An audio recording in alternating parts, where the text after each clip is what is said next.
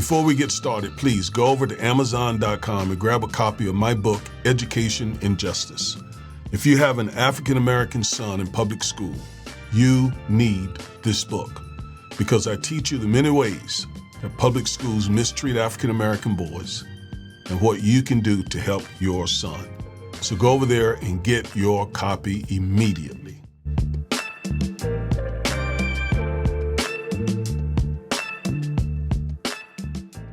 I've made many videos warning you this day was coming.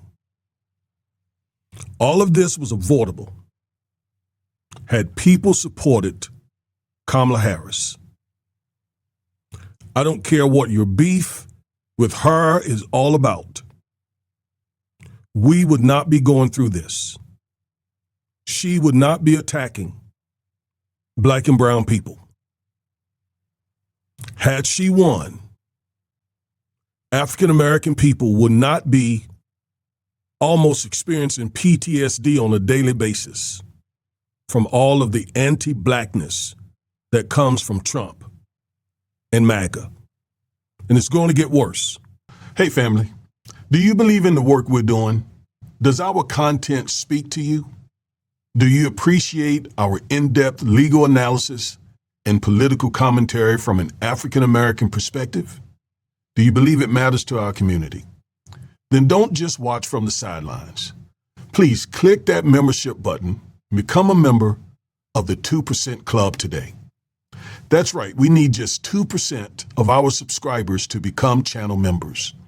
For just $4.99 a month, that's less than 20 cents a day, you'll help us keep creating powerful content that defends our democracy, demands justice, and develops a strong African-American community. But if you want more, at $9.99 a month, which is only 33 cents a day, you'll get access to exclusive members-only live streams, bonus content, and behind-the-scenes updates. And for just $14.99 a month, which is under 50 cents a day, our top-tier members get access to live Zone calls, strategy sessions, and a direct voice in shaping this movement. We're not just building a YouTube channel.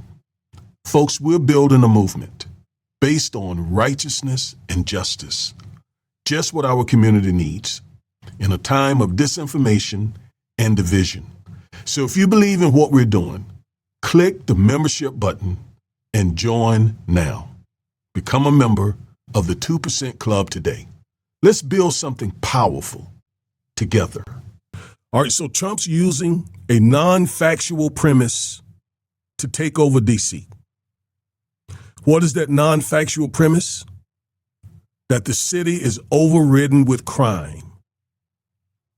The fact is, crime is down throughout the country, including D.C. Let me say it again.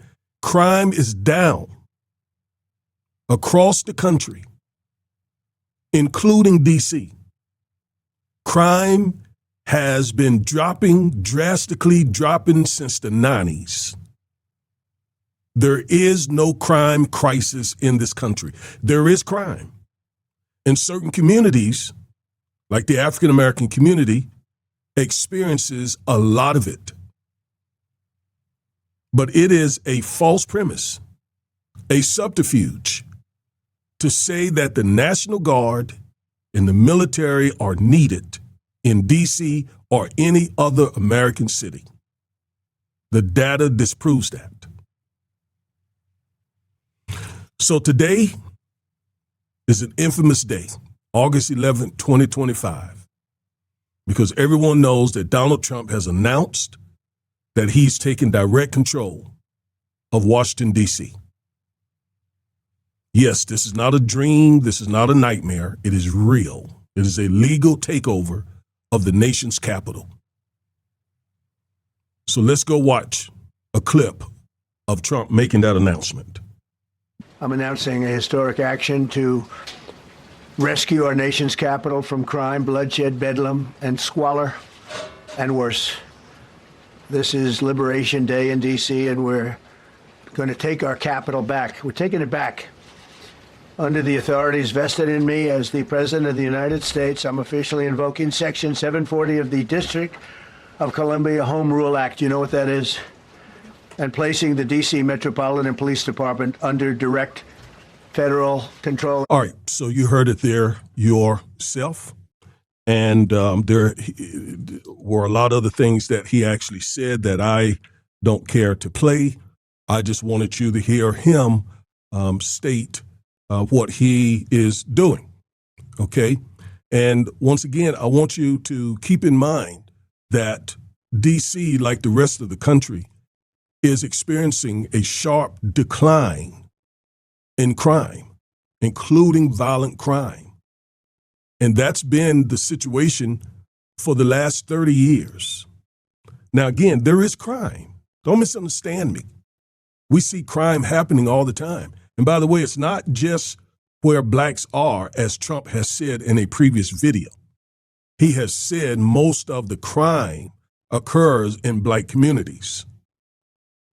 Well, there's a whole lot of crime in red states, too. And whites commit most of the crime, although blacks do commit a disproportionate percentage of some types of crimes. But again, the good news is all of that has been declining for the last 30 years. I'm not talking about anecdotes. I'm talking about the research, what the data shows, what the evidence shows. Anyway, what you just heard Trump say follows a plan that's been in the making for at least months. A plan that really began with an executive order that he signed back in April, right? A plan that basically announced that he would be using federal agencies to do exactly what he's doing. In April 2025, he signed this executive order called Strengthening and Unleashing America's Law Enforcement to Pursue Criminals and Protect Innocent Citizens. And among other things, it told the Attorney General, the Secretary of Defense, and the Secretary of Homeland Security to surge military-grade resources to the police around the country, to provide new training and non-lethal weapons, to integrate military and national security assets, to also use all these in domestic law enforcement. And he gave them a timeline, a deadline. He said he wanted this back on his desk by July 28, 2025. And I kept warning you in various videos that we were getting close to July 28th because I remember reading that in this executive order. So we are less than 2 weeks out from that July 28th deadline, and here all this happens. So why is D.C. different, and why is it first? Because I believe this is going to happen in other cities. We saw some of this happen in L.A., and now we're seeing it in D.C., and I think they're going to do this across the country.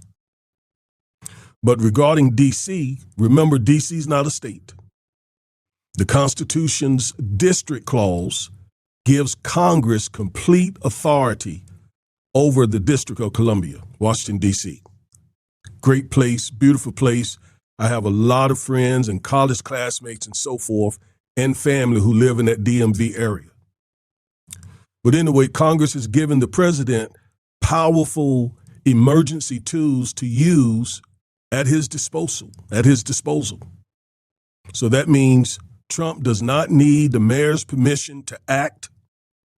He doesn't need Congress's approval. So how this is going down is, number one, as he said, he's going to send the National Guard, right?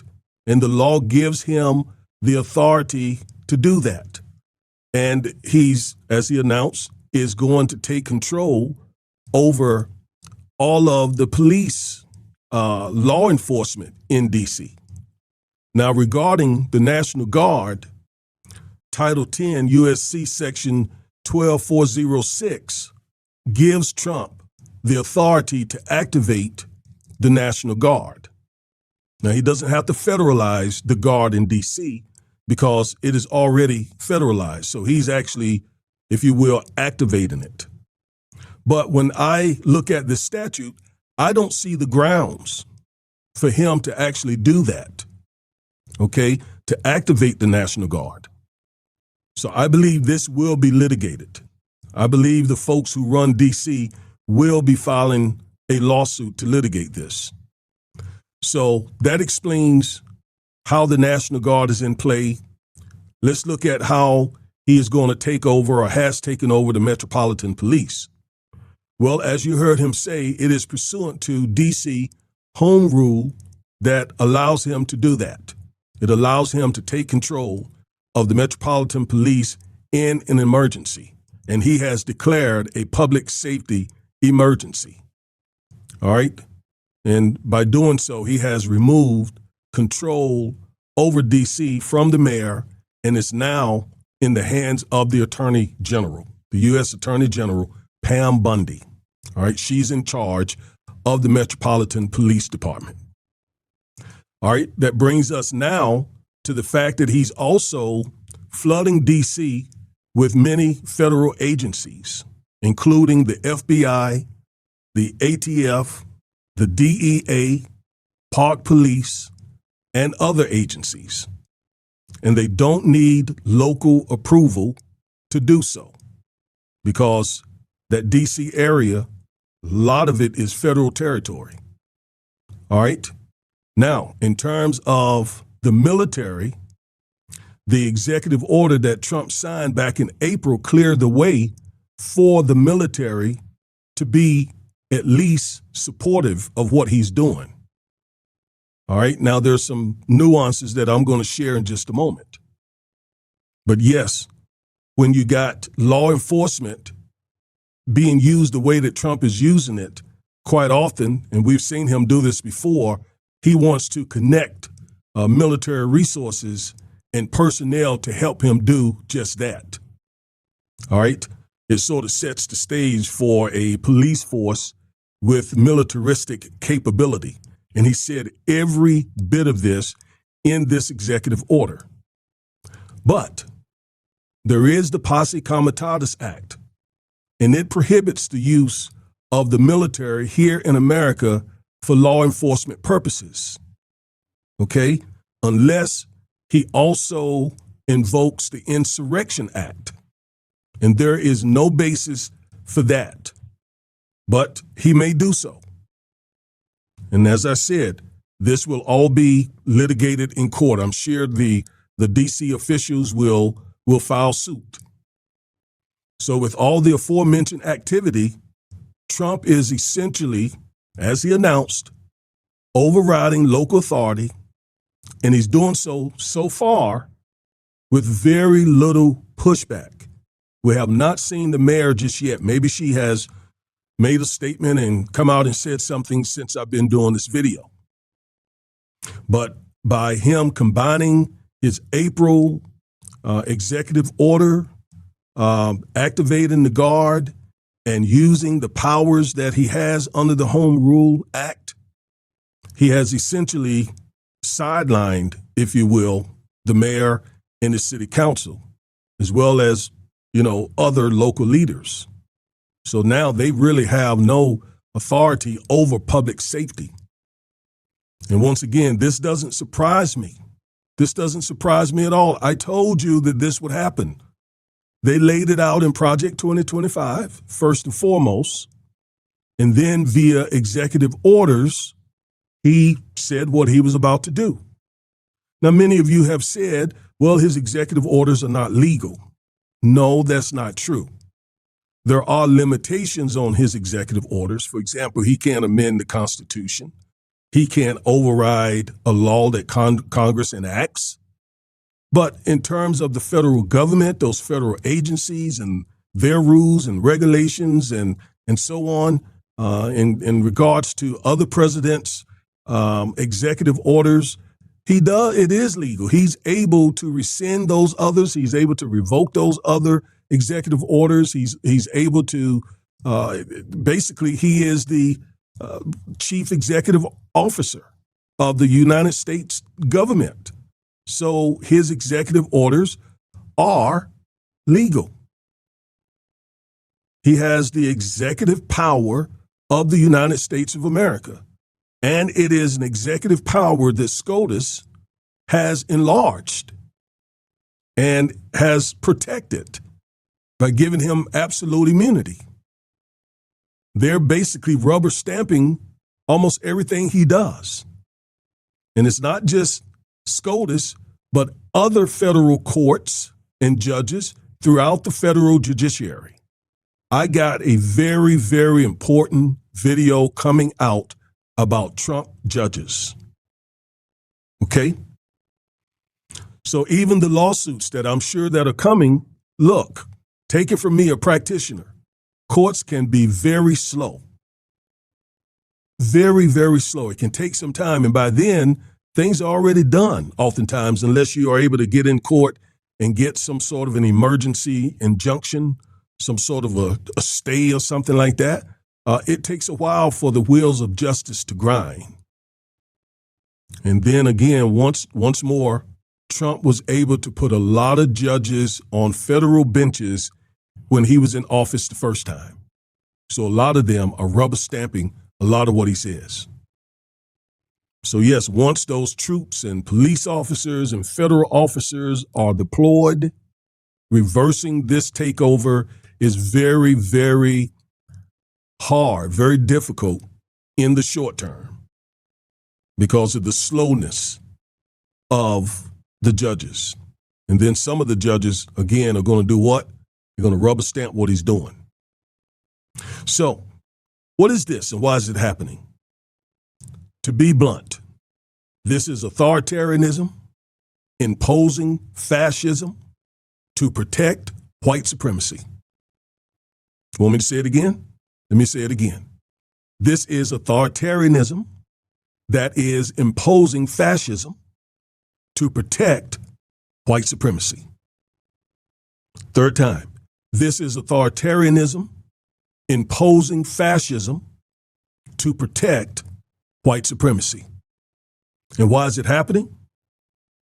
It's happening for several reasons. One is happening because 2 million black young men primarily voted for Trump in 2024. Okay? And millions of Hispanic younger males, Gen Z, voted for Trump also. And then millions of blacks didn't even care to vote. And that was all he needed. And he literally thanked black and Latino voters. He said that he would not be president without them. And that's true. He was not lying. So now he's using the weight of the federal government to target the very same people who helped him get reelected.